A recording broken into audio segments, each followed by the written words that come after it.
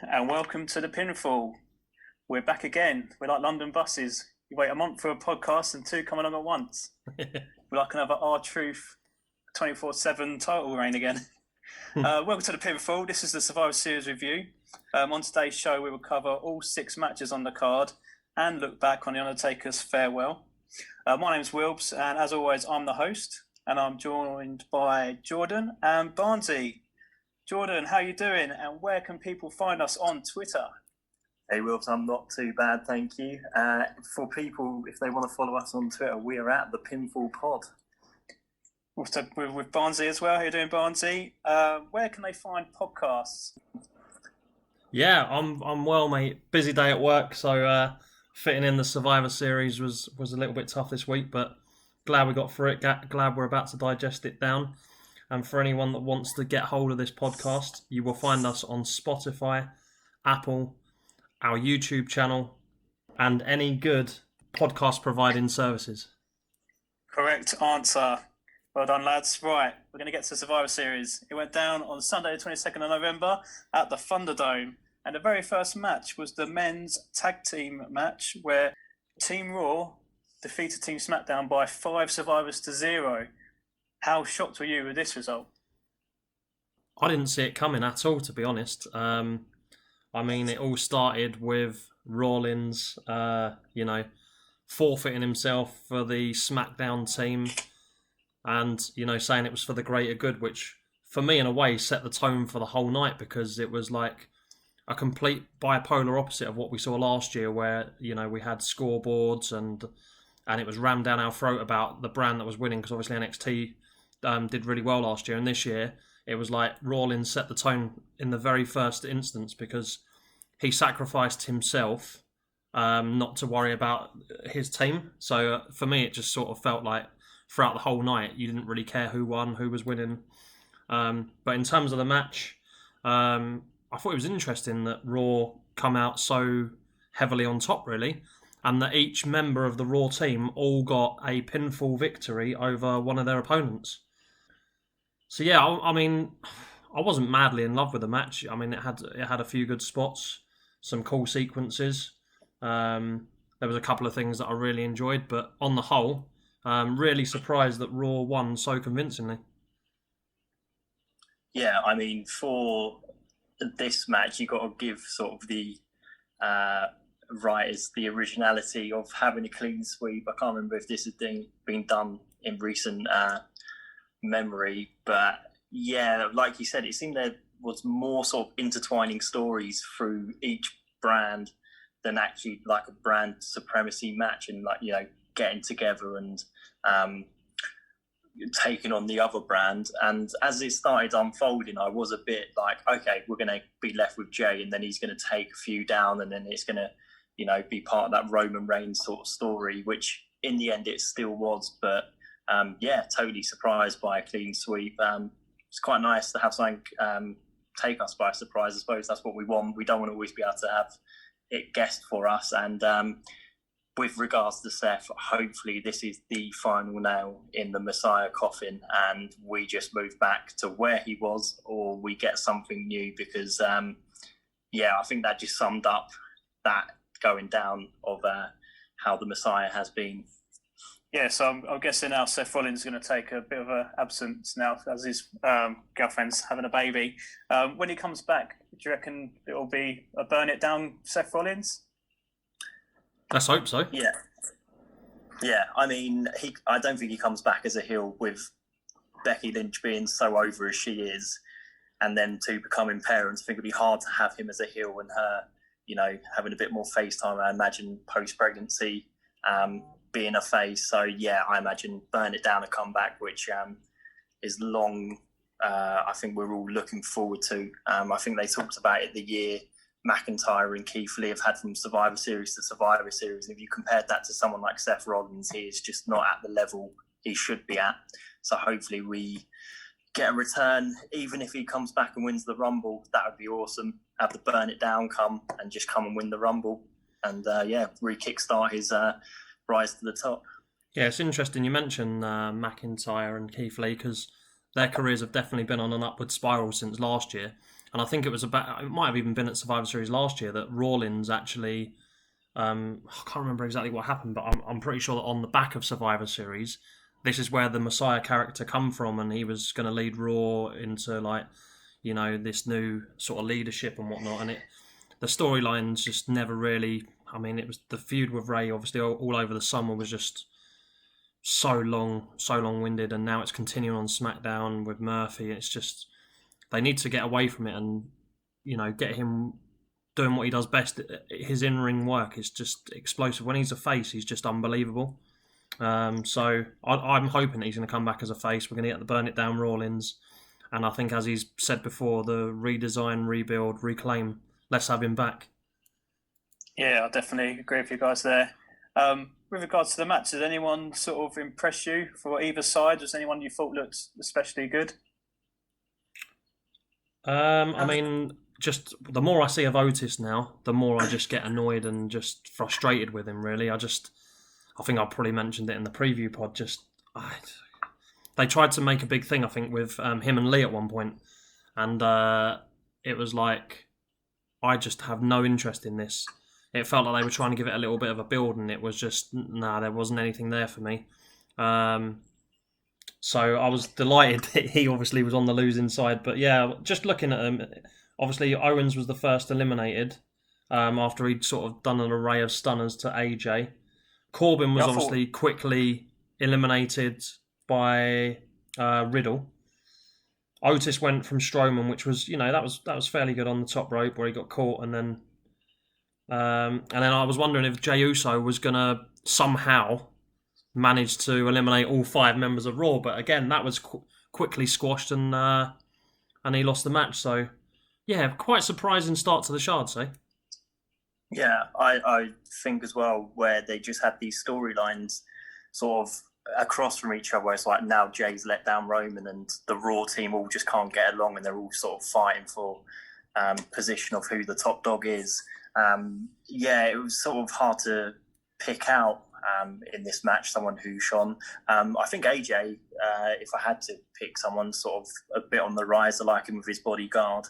And he got involved, like you said. Yeah, exactly. So, yeah, I mean, AJ just through it all, he's just the master. He's just one of the best. So hopefully he's nearer the top again, and this is sort of helps elevate him. But yeah, for the Team Raw, I think they all just got there.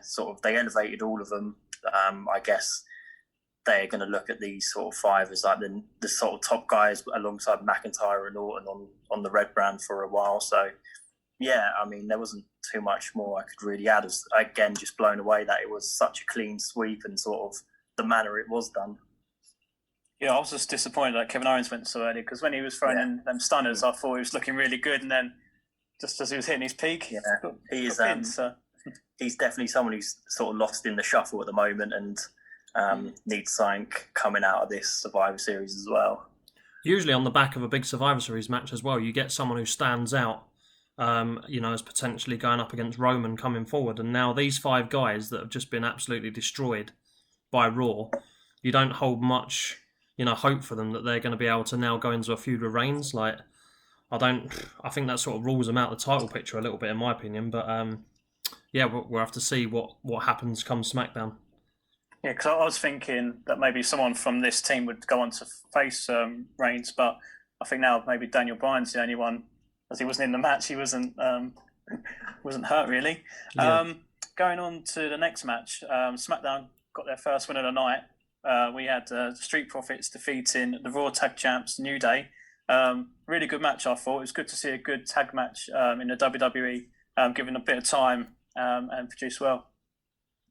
Yeah, I think we discussed this on the preview, saying this match was just going to be a very good match. It lived well up to expectations, and for me, it really did feel like the passing of the torch sort of match. Unfortunately, because of Gears of War, it cost me my Biggie heel turn, which I'm fuming about. When they came out in that attire, I was like, for fuck's sake, that's that quashed.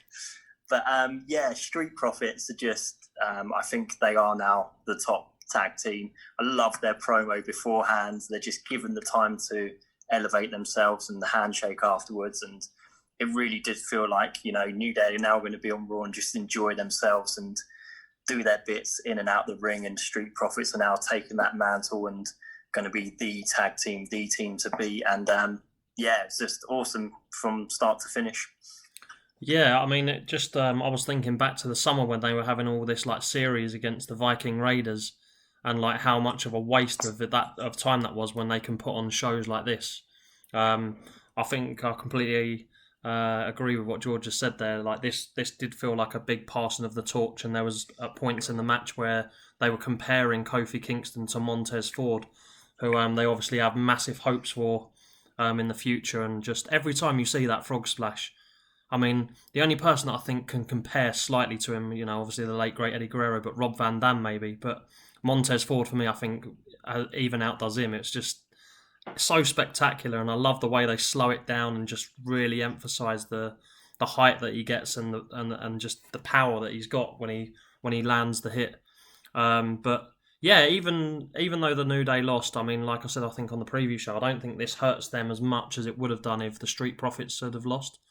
So I think it was a natural thing that the Street Profits walk away with the victory. And yeah, like George said at the start, when I saw Big E coming down, I was like, oh my God, is he actually going to turn on him now? But it's just so cool, their outfits. I mean, I'm not personally a Gears of War fan, but I just thought that the outfits did look spectacular. And glad the Street Profits won. I think we all predicted that on the prediction show, so that was a good one for all of us. I think as well with the Street Profits, we always talk about people who come up from NXT and get wasted on the main roster, but there are some guys like the Street Profits and like Elias who don't do as much on NXT, and you always feel like they've had an early call up, and then they come and they just really grab the opportunity that's presented in front of them, and they've just taken it with both hands and just really run with it. And I'm glad WWE see what they have in the Street Profits, because probably earlier in the year I probably wasn't one of their bigger fans, but now they've really turned me onto them. So yeah, massive credit to Street Profits for taking this opportunity. Yeah, I think now we just need some other good tag teams for them to compete against, really. Next match, we had the United States champion Bobby Lashley with the Hurt Business. He defeated Sami Zayn, the Intercontinental champion. As you know, we're all big fans of Sami Zayn on here. Why on earth was he booked like this? Yeah, I mean, it felt like it was coming because the SmackDowns and Raws beforehand, he was sort of slipping victories as Lashley was just sort of terrorising people. As funny as it was with the trip and getting rolled back in the ring, I do miss the old Sami Zayn. There's only so much you can do with, trying to say there's all these faults and it wasn't how he's meant to have lost, and he's been cheated out. The Vertigo bit made me laugh as well. But yeah, I mean, whatever Sami does, he is brilliant at. But I just think as well, personally, I just felt these two could have really had a good match, and it is a shame it was sort of booked as this comical sort of squash once he got in the ring and Lashley got his hands on him. So yeah, disappointed in that fact, but I don't think it's harmed Sami too much. But I'm hoping we just get some good fights again with him. So some brilliant superstars he could have some big feuds with, and hopefully we get that sort of Sami Zayn wrestler back. Yeah, I mean, I was a little bit disappointed the way the match went down as well, like you say, but I have no problem with Bobby Lashley winning. That's not the issue here for me. It's just the way they made Zayn lose. I mean, I don't mind them having a little bit of comedy to the act and the trip at the end, but it's just the way that it was done the whole way through. They make him, he's meant to be like the equal sort of champion on the SmackDown side for this level, and they just made a bit of a mockery of it, really. Don't know if you were going to add something, Wobbs? Yeah, I was going to say, on SmackDown as well, they had the big 8-man tag match, and he was tagging with Rude, Ziggler and Corbin, and their team lost and he took the pin. And I'm thinking, why is the Intercontinental champion taking a pin in this match when you've got Rude and Ziggler who doesn't matter if they lose, like on the go-home show SmackDown? Yeah, totally agree. It's like his stock is falling. Like he can do it all. He comes out and he's talking in French to the commentators. The guy can literally do it all. He's one of the best on the mic. I just feel like they squashed him too easily. Even with the finish, I feel like he tapped out a little bit too quickly as well. Like I'd preferred to have seen him like maybe give it a go, a little bit of a comeback, but no, there was none of that. And I'm not actually sure that having the two heels fight each other actually complemented the match very well.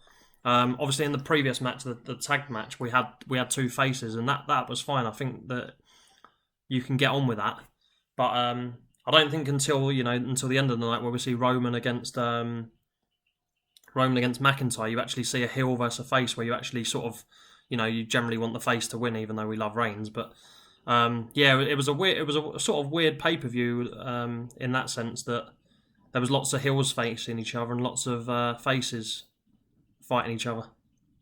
I think with this pay-per-view as well, it's the one pay-per-view in the year where you can just set aside any feud that is ongoing and just have the matches as just, you're in there to beat the other guy, whether you're face or heel, you're there to beat the other champion. And for this pay-per-view, I feel like there's only two matches that sort of lived up to them. That was the tag match and the main event. And these sort of finishes, we don't need them. It probably harms Sami Zayn more than going in there, having a real good quality 15-minute match and then just losing by submission or pin. But at least he's, it sort of gives him more dignity that he went for it and lost. Like, I think this pay-per-view, it did blur the lines or lose itself with that sort of brand supremacy.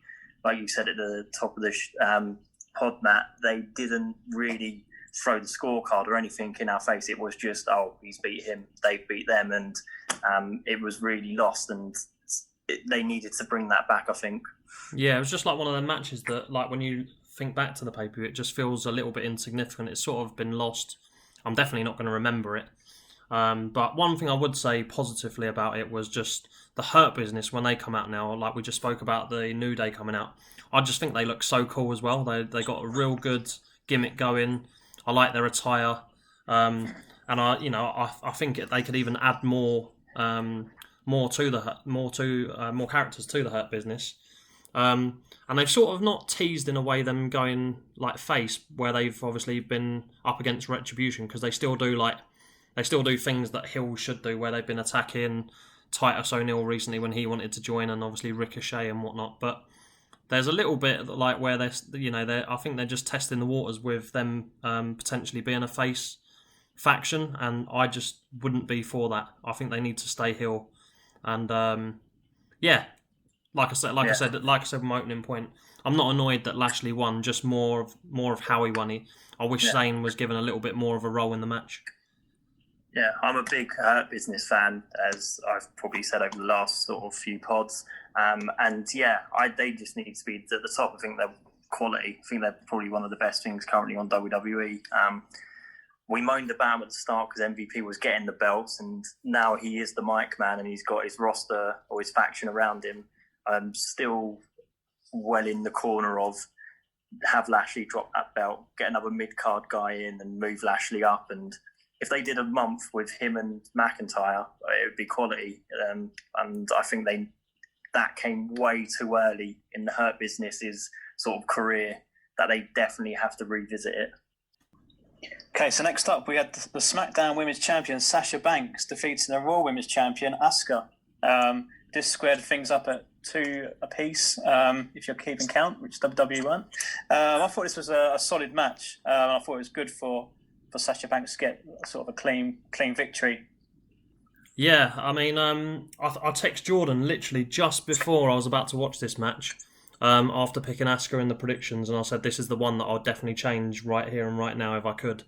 I think the way they built it, and they kept talking about that Sasha Banks had never beaten Asuka on by pinfall, and obviously this was or by submission, so this was her first victory over her. So as soon as I heard that, I was like, well, that's Sasha Banks winning for sure.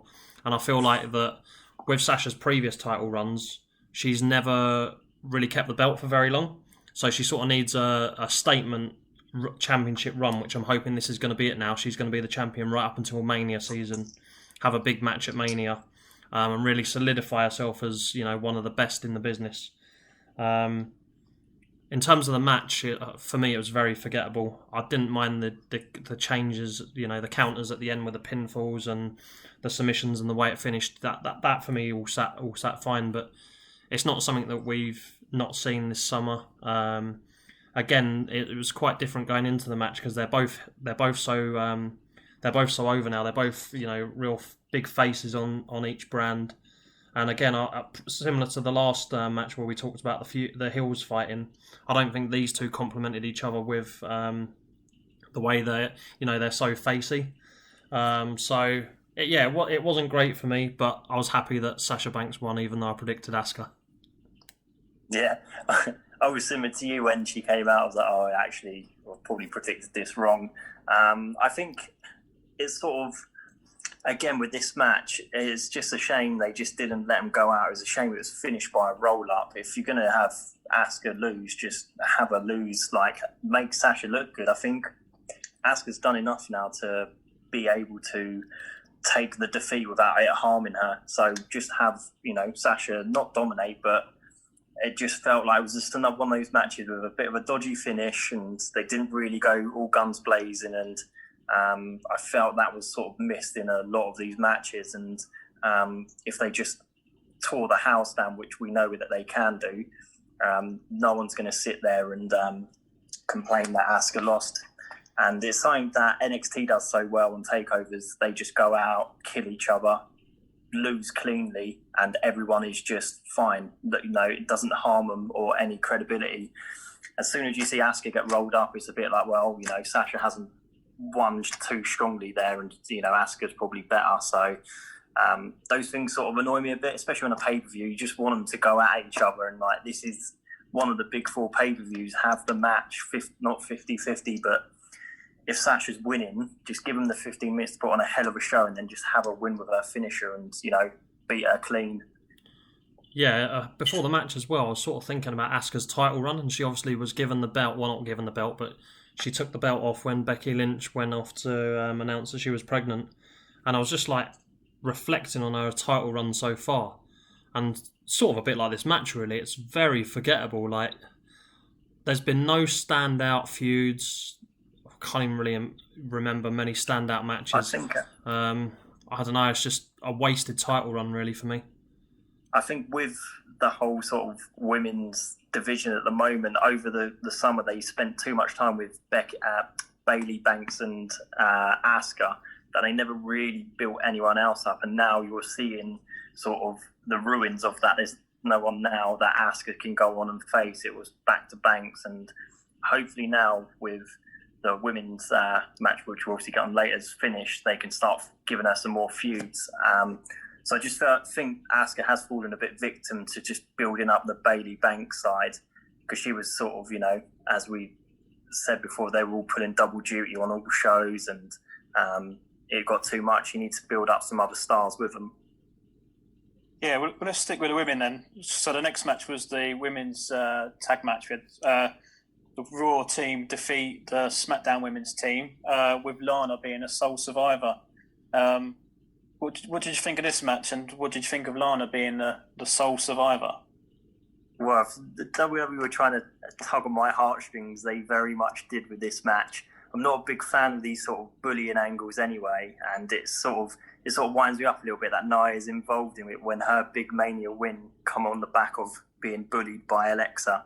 So I don't like these bullying angles, and I just felt quite sorry for her because I didn't think Lana did anything wrong, and then she was sort of put on the stairs. So I loved it. I loved it when she won and she was just like this sole survivor, and I quite like how it's going, where she was the only one to actually qualify for the team, and then she is the sole survivor. And it has just quite a nice little thing with it, and I thought it was just a great way to end it. And my biggest note of the match was Peyton Royce pinning Bayley clean, middle of the ring. It's normally, I think it said about earlier, there's always a statement superstar in one of these matches, and I think that was it with Peyton. Whether this is now going to lead on to big things for her. Yeah, I mean, did you see the suplex that Royce gave to Bayley just before pinning her, where the women on the outside were meant to catch Bayley, and they just didn't. They just let her burn. I was feeling a bit sorry for her at that point. But in terms of Lana winning, you could see it coming, and I feel like if they want us to feel sorry for her and really get behind Lana if she's going to be pushed into a potential title run or however they're going to take her character. At the end of the match, I personally would have wanted Nia just to beat the crap out of her again and put her through the table again, and then build up to potentially having Lana get her coming uppance against Nia. But similar to the men's match, where SmackDown obviously got beat. It was slightly different that Bianca Belair put in a standout performance. I thought that she was absolutely excellent at the end, and you can see that hopefully she's going to be in the title picture sooner rather than later. But at the same time, they managed to keep Baszler and Nia Jax still looking pretty strong as well. So yeah, like I was going to say, similar to the men's match where the person who we think is going to go for the title next, Daniel Bryan, I think that after this, the person next going for the SmackDown title is probably going to be Carmella. And the fact that she wasn't in the match means, again, she doesn't have to take a pinfall defeat. But yeah, like what you just said about Royce beating Bayley, that was one of the pinfalls that really stood out. And you sort of wonder now, is Bayley going to be able to get back in the title picture, or are they going to move her character on? And yeah, there's some interesting developments. But yeah, it'd be interesting as well to see what happens with Lana on the back of this. Yeah, I think with this as well, where we sort of they really built up these women. Well, some of them, like you say, Belair and Peyton with the sort of standout pin, which was quite nice because this was sort of lost in the men's match. With Banks being champion, I thought as soon as Royce did the pin, I was a bit like, God, is this the statement that she now goes on and wins the Rumble? And where I think people before had predictions of maybe Lee and Banks being the Rumble winners, my head sort of was turning towards the Seth and Royce double, which would be awesome because I'm a big Peyton Royce fan as well. So yeah, I mean, good match. Yeah, I don't really have much else to add. Much preferred this to the men's one. Much preferred it. Definitely. The botch of it though was when Natalya tried to put that submission on Peyton and then they just sort of fell on top of each other. Yeah, just awful, awkward. Yeah, Natalya sort of, for me, she is literally just running off of her legacy name now. Just not a big fan of Natalya. I think there's better wrestlers who could have filled her spot. Yeah, it was interesting. Just one other quick point I was going to make was Lana, I think, was the only person who qualified to get onto Team Raw, and Natalya was the one who, she had three weeks in a row where she was in qualifying matches and finally got onto the team. So. Yeah. Wasn't it Lana who? I think did Lana beat Natalya to get on as well? Yeah. Because then they split. So what's she doing on the team? Yeah. Yeah, I thought it was an okay match, but up to this point, it didn't feel at all like one of the big 4 pay-per-views of the year. But then it all changed. The main event. We had the WWE Universal Champion Roman Reigns defeating the WWE Champion Drew McIntyre in, well, I reckon it was one of the matches of the year for me. Absolutely incredible match. Yeah, I mean, it sort of it built 2 weeks ago on SmackDown when McIntyre unexpectedly showed up. They cut one of the best promos I think we discussed on the prediction show. It spilt onto this week where, I mean, I know you're not a fan of contract signings, Wilbs, but this week on SmackDown was just gold. No mics, just talking, just some of the hurtful things they were saying to each other, and just loved every second of that confrontation. And then the match just delivered as well. What a match! And like Jordan said earlier about NXT, there was a clean victory in this match, and it doesn't put McIntyre down in any way. It's just like, I know there was some interference from Jay and whatnot, but for the heel character, it was great that Roman won, and they've not dented McIntyre's they've not killed his momentum in any way. So yeah, what a match. Let's have some more of this, Mania. That has got to be the main event for me. I don't even want The Rock. McIntyre, Roman Reigns, WrestleMania. Yeah, there's got to be a long build for this now. It can't just be a one-off match. I love this match as well. In this day and age of like pro wrestling, everything seems to need to be quick, fast-paced, choreographed, high-risk moves, and this was just classic, slow build from the start, feeling each other out, and then it just started moving up and up the gears. And just an incredible match. And I think Roman is just one of the best heels in ages. It's shocking how long we've had to wait for a heel Roman, whether he wasn't ready or not. But he's worth his weight in absolute gold. And I think McIntyre as well. He has just elevated himself to one of the guys now, just in the ring, on the mic. His whole sort of presentation is just money now. And these two are the biggest two. And they're young enough now to carry WWE. And it feels like when we had Brock, he was the big guy and you never really felt anyone was at that level with him. With these two now, you feel like these two are like that top end. It's like when Rock and Austin were about, and Shawn Michaels, Bret Hart, they are like the top two. And you feel like if you ever were concerned about bringing in the box office viewership, you could just put them together and it will be gold. So yeah, like Matt, just bring this for Mania and bring more of it. What I quite like about it is that there's been a little bit of a story to it as well, because it was a year ago at Survivor Series that Roman Reigns actually pinned McIntyre, and from that point he himself has said that was the wake up call he needed to get his career on track. And then at the Royal Rumble, McIntyre obviously eliminated Roman Reigns, went on to Mania, won the belt, and it's come full circle now. A year later, we're now talking about the two biggest stars in the WWE hopefully having a match at WrestleMania after that show last night, and you just want to see more of it. I like what you said about the presentation of McIntyre, just having the kilt now and the sword when he comes out.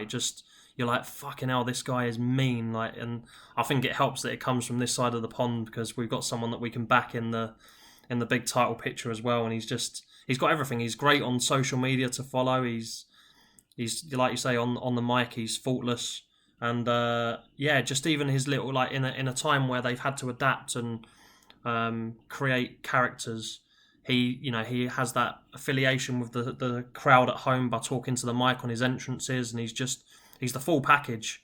And you could say everything about Roman Reigns. Like you said, we've waited so long. He should have gone heel after he beat The Undertaker at Mania and said, "This is my yard now," after that massive 15-minute promo or whatever it was, where he just said that one line and the whole crowd were just at his feet.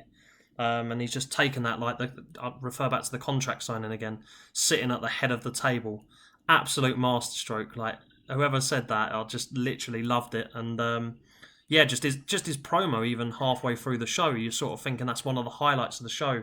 Just the way he's like blaming, you feel a little bit sorry for Jay that he's had to fight 5 men, but he's like, you lost because you couldn't control the team, and if you can't control the team, they don't respect us, and if they don't respect us, they don't respect our family. And it's such a good storyline. I just literally love every second of it that it's on the screen. What made me die about that McIntyre sword on this one when he came out? I don't know if you saw it when he meant to stick it into the ground. He got it all wrong this time, and he sort of, when he cut away from it, it's like diagonal in the ground. So nerves might have got to a little bit, but did make me laugh. He either went too hard for the gap, and it just that was a really, really good match. And like you guys said, hopefully we see it again very soon, maybe WrestleMania. The final thing we saw on the pay-per-view was the farewell to The Undertaker. I don't know what you guys thought of this, but let me just run through sort of what happened in short. So basically, we had a group of guys come down the ring, including Shane McMahon, the Big Show, JBL, Jeff Hardy, with some really cool Undertaker face paint, which I thought was good. Mick Foley, the Godfather, the Godwin, Savio Vega, Rikishi, Kevin Nash, Booker T, Shawn Michaels, Ric Flair, Triple H, and Kane, who was dressed up in full Kane uniform. I don't know if someone rigged him there, but So they all came down, and then they went to a video package. Then when they came back, they were all gone. So I'm not too sure what the point of all them guys coming down was anyway. The Vince McMahon cut a speech or promo, and the Undertaker came down. What did you think of this presentation? Did you enjoy it, or did you not? I mean, I guess the people coming down at the start were meant to be his, big rivals, which I thought, well, there's a few questionable ones in there to start with, like, especially when Booker T's making his way to the ring and you're trying to think back of Undertaker versus Booker T matches. It was, that bit was a little bit strange, but from then on, it was just nice to see. It's one of those things, it's a bit of a shame that there's no crowd for him. So hopefully it get when things are a bit better in the world, it get another sort of thing to showcase his career. But WWE are just brilliant with video packages. So seeing that was just spectacular. And then just loved the little touch at the end with the pallbearer hologram. What a way to go. And what a career. When I saw Sean come down, I did think, God, them two had some incredible matches. And if I had to pick personally someone I thought he had a great feud with, would probably be the Heartbreak Kid. Yeah, incredible human, incredible wrestler. 30 years, and like you just said, that video package they made, they showed it in the kickoff show, and then again just before he come out after Vince McMahon had done his speech, and you just think, how do you even go about getting 30 years worth of clips of The Undertaker and having to put it into sort of a 2-minute package? Unbelievable job. Like we've spoken before about the presentation and the production around the show, and it is phenomenal. Little bit strange that they made all these guys turn up, especially Kane, who I thought it was you at one point, Wills, from my 30th birthday party. Strange that they made him dress up, literally walk to the ring and then go to a promo, and then all of a sudden they're not there again. I personally think they could have probably done without that, but it did bring back some memories, like especially seeing Henry Godwinn, thinking of him as Midian in the Ministry of Darkness, and just some of the memories, like they're my early memories of wrestling and some of the best ones I've got. So yeah, it was a fitting tribute to an absolute legend, and I think we said on the prediction show that the way they made the Thunderdome look was spectacular, and just a shame there wasn't a crowd there to, I think The Undertaker might have even shed a tear. Yeah, for me, it seemed to go on a bit too long, and I just feel like they probably, I can see why they did it at Survivor Series, because it was 30 years, but I think they could have, should have just waited to do something like this with a crowd, because it would have been so much better. And then they're pumping in the fake crowd noises, and he's sort of waiting to talk, but obviously it's not a real crowd, so it didn't I didn't really get where they were going with that. But I did think, like, when he did his speech and the tribute to Paul Bear, I thought it was brilliant. I thought so well done. And he does deserve a send off, but I do think hopefully he'll get another one with a crowd, because it will be so good. Well, with pro wrestling, we fully know that when they say retiring, it never means retiring. I mean, how many times has Ric Flair retired? So it'd definitely be back as some entity in WWE. So yeah, he does deserve that full crowd, possibly a full crowd Mania speech, just to give him that proper send off he needs. And with the crowd noise as well at the end when you were saying rest in peace, and they tried to echo the peace with him, and it was just a bit like, oh god. Yeah, it's interesting, the augmented audio that they put in, because I don't know if that would actually be in the arena. I'm not sure if that's just for the viewer at home that gets put on, like, because obviously when we're watching a football match, that's just added for the viewer's experience at home. That's not actually in the stadium. So I wonder if it's actually in the Thunderdome. I can't imagine that it is. So it's obviously just freaky timing, or the Vision Mixer or whoever's putting the audio in is doing a bloody good job, because they're doing as good. They're doing the best they can with what they got. So, but let's hope we get one more sign off with the Undertaker one day. But I think personally that's him done now. Yeah, I guess they don't know when fans are going to allow to come back, and it sort of ties in well with all the stuff they've been putting on the WWE network. So I thought it was okay. Just get your thoughts then on the pay-per-view as a whole. What did you think? What did you give it a thumbs up, thumbs down, thumbs in the middle? God, I'd probably give it a thumb on its way up. I think the match card was just mouth-watering, and I feel like the planning around the matches just needed to live up to the actual card. I think the tag match, Street Profits New Day and McIntyre Reigns, by far the best two matches, and it's a shame the other matches weren't sort of up to that sort of level, just with the sort of finishes and just the match quality. But yeah, I've sat through worse at pay-per-views. Yeah, I personally thought the action in the ring was actually, it wasn't bad. It was fairly decent. It just, a lot of it felt like very forgettable. Like we're not ever going to remember anything that really happened. But it is one of the big pay-per-views of the year, so you always get a little bit buzzy.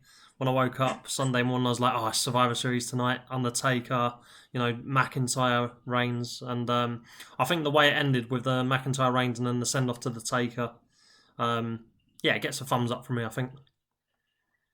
Yeah, I'm sort of agree with George, sort of in the middle to up. It was all okay. Like I said, in the ring, it was all good. I couldn't really fault it, but when you think it's one of the big four, you sort of just expect a little bit more, and maybe some of the matches did slightly under-deliver. But then when you talk about the main event, incredible, like really, really good. And then, like I said, one of the best of all time, getting a send-off. So, yeah, not too bad. Yeah. I think we've reached the part, Wilms, where we want to announce who had the most predictions from our predictions pod. Yeah. So in total, the final score was Raw 3, SmackDown 3, which is what Matt had. So well done to that man. Whee! Outrageous. Prize is in the post. Yeah. Yes, that's it for our Survivor Series review. Thank you very much for listening. Like we said earlier, if you can subscribe to the podcast, please do. We've got 3 big shows penciled in for December. We've got the Takeover War Games review, the TLC review, and the first ever Pinfall End of Year Awards show. So if that's not going to get you subscribing, I don't know what will. Like we said as well, you can follow us on Twitter. We are at the Pinfall Pod. Any feedback, any questions for our end of year show, be much appreciated.